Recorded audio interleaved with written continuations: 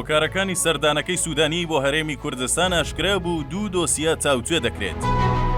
سەرۆکوەزیرانی عێراق سبەی دێتە هەرێم و چەند فایلێک لەگەڵ خۆی دێنێتە سەر مێزی بەرپرسانی کورد.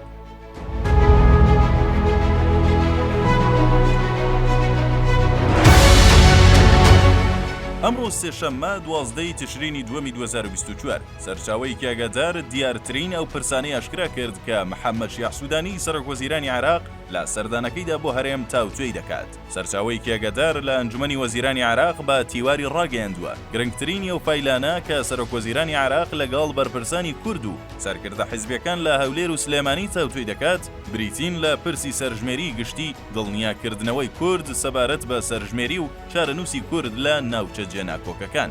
ئاماژەی بۆش کرد پرسی دووەم ڕێککەوتنە لەسەر کێشەکانی موچە و خەرجکردنی. بە جۆرێک سەرۆکوەزیران دەیەوێتەوە پرسە بە یەکجاری چارەسەر بکات کە ماوەیەکی زۆرە بۆتە سەرێشە بۆ حکوومەتی عێراق. سوودانی دەیەوێت پرسی موچە و گرفتەکانی لیستی موچە بە زووی چارەسەر بکرێت. ئەمە جگە لە فایلی پێکهێنانی کابینەی نوێی حکوومەتی هەرێم و پشکی هەرێم لە بودجەی گشتی عێراقدا. سەرچاوەکە ئاماژەی بەوەش کرد فایلی سێەم پەیوەستە بە هەناردەکردنەوەی نەوتی هەرێمی کوردستان.